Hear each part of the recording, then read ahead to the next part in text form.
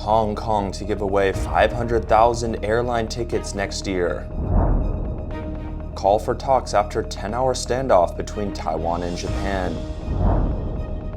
A South Korean ballistic missile crashed in live-fire drills. Banks divert gold supply from India to China and Turkey. Doctors urged to add miscarriage management to abortion pill label.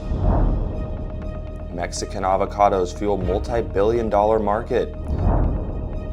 Energy costs close Hungary's theaters for winter. Formula E will overtake F1.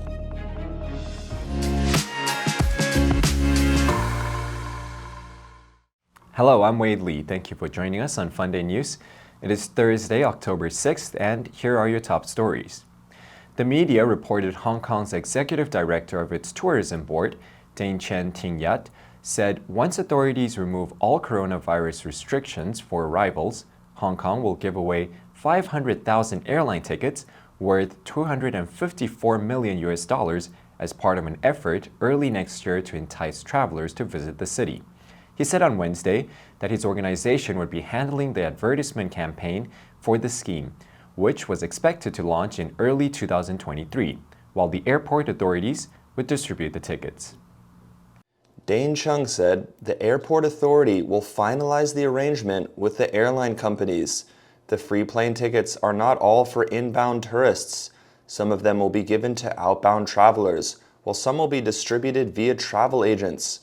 The media said the Hong Kong Airport Authority set aside 2 billion Hong Kong dollars in 2020 to buy about 500,000 tickets from airlines, including Cathay Pacific, Hong Kong Express, and Hong Kong Airlines, to promote the city's tourism industry once the pandemic eased. Following a 10-hour standoff between Taiwanese Coast Guards and Japanese patrol ships over a Taiwanese research ship operating in disputed waters, Taiwan has called for talks with Japan to resolve long-standing maritime issues, including in the overlapping exclusive economic zone. The spokesman for Taiwan's foreign minister, Joanne Oh, said, "There is a need for the two sides to speedily hold talks in order to resolve the disputes in reasonable and mutual beneficial ways."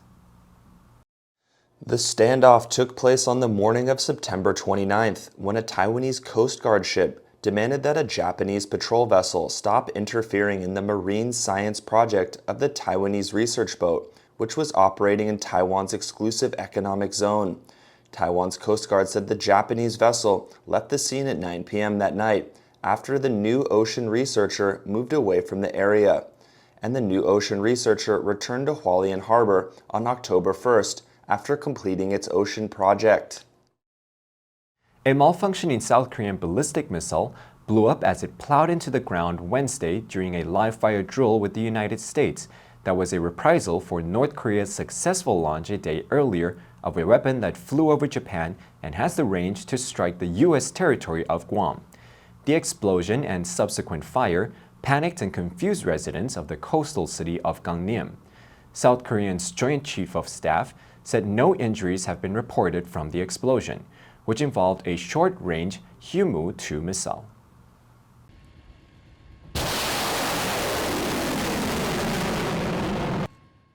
The media said the short-range Humu-2 missile crashed inside an Air Force base in the outskirts of the city, and the crash didn't affect any civilian facilities. Officials at Gwangnung's fire department and City Hall said emergency workers were dispatched to the Air Force base and a nearby Army base in response to calls about a possible explosion, but were sent back by military officials. South Korea's military acknowledged the missile malfunction hours after internet users raised alarm about the blast. According to Reuters, reports state that major gold supplying banks have cut back shipments to India ahead of major festival in favor of focusing on China, Turkey, and other markets where better premiums are offered. The media said in India, premiums over the international gold price benchmark have slid to $1 to $2 an ounce, which contrasts with the $20 to $40 premium offered in top consumer China and $80 in Turkey, where gold imports have risen sharply against a backdrop of rampant inflation. The media said leading gold suppliers to India, which include ICBC Standard Bank, JP Morgan, and Standard Chartered usually import more gold ahead of festivals and store it in vaults. But vaults now hold less than 10% of the gold they did a year ago. Indians will celebrate Dihura, Diwali, and Dhanteras in October, when buying gold is considered auspicious. After these festivals, the wedding season starts, which is one of the biggest drivers of gold purchases in India. Thin vault stocks could force Indian buyers to pay hefty premiums to secure supplies. I always needed time on my own. I never thought I could be here. I take your blessings with your heartaches too. It's so easy and so wonderful to know it's you. 学习，一切从今天开始。FUNDAY 英语。Since abortion bans have gone into effect in more than a dozen states, obstetricians, gynecologists, other medical professionals, and abortion right advocates petitioned the U.S. Food and Drug Administration on Tuesday to urge Danco Laboratories to seek approval of mifepristone, a pill used in terminating early pregnancies at home for miscarriage management. An FDA spokesperson said the agency was reviewing the petition and will respond directly to the petitioners. You can get them from an abortion provider or from outside the medical system to help terminate a pregnancy. The media said that mifepristone, in combination with a second drug called misoprostol that has various uses, including miscarriage management, induces an abortion up to 10 weeks into pregnancy. The American College of Obstetricians and Gynecologists said it is a safe and essential part of the most effective regimen for miscarriage management. The petition was signed by 48 other groups, including the American Medical Association and the American Civil Liberties Union. A new study by Texas AMU University showed Hass avocados import from Mexico are now worth $4 billion, up from about $2.5 billion 2 years ago.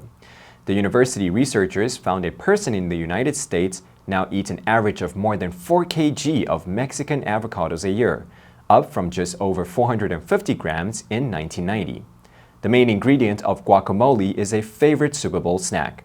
According to USDA, the United States is the main importer of Mexican avocados, taking in 1.1 million metric ton of the product in 2021. U.S. avocado consumption has tripled since 2001. Last year, the United States imported a record-breaking 2.1 billion pounds of the fruit from Mexico. Mexican avocados primarily grow in Michoacan state, the only place on earth where avocado trees bloom 4 times a year instead of just once. The state has rich volcanic soil, healthy precipitation, and the right elevation for growing, a trifecta of ideal avocado conditions. Alvaro Luque, president of Avocados for Mexico, said the guac, a nickname for guacamole often used in the United States, has evolved as a beloved staple among Americans of many backgrounds.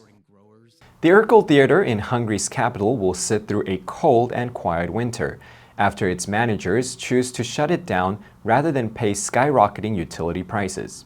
The 111-year-old Urkel Theater in Budapest, one of 3 performance spaces of the prestigious Hungarian State Opera, will close its doors in November after exponentially rising energy bills made heating the 1,800-seat building unsustainable. In fact, soaring utility costs are putting a squeeze on businesses and cultural institutions across Europe.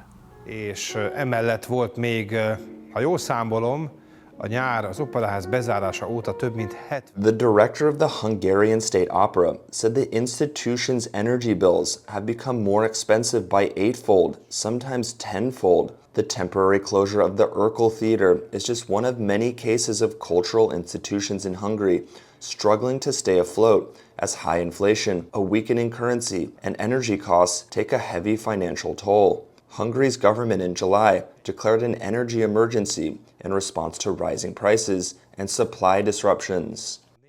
Envision Racing team boss Sylvain Philippe predicts on Tuesday that electric Formula E will ultimately be the main focus of manufacturers and sponsors seeking road relevance and green credentials.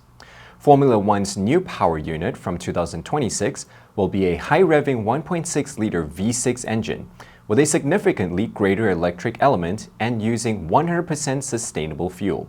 But Felipe said, it's going to be quite difficult to live with a roadmap that's clearly completely misaligned with what's on the road.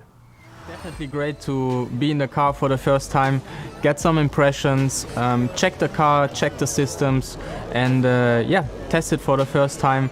The Formula E series was conceived in 2011 in Paris, and from 2020, the series has FIA World Champion status, with 11 teams and 22 drivers as of 2022. The city center-based Formula E is expanding to India and Brazil next season, after Indonesia in 2022, when a new, faster, smaller, and lighter Gen 3 car makes its race debut. The series may also introduce rapid charging pit stops that Felipe said could take around 30 seconds for a car with front and rear powertrains, producing 600 kilowatts of power. FUNDAY News will help sharpen your English skills while keeping you informed about current international events. Tune into our other FUNDAY programs to learn more about the world's most important topics in English. Click the link below now to join FUNDAY for free. I'm Wade Lee, your host, and I'll see you next time.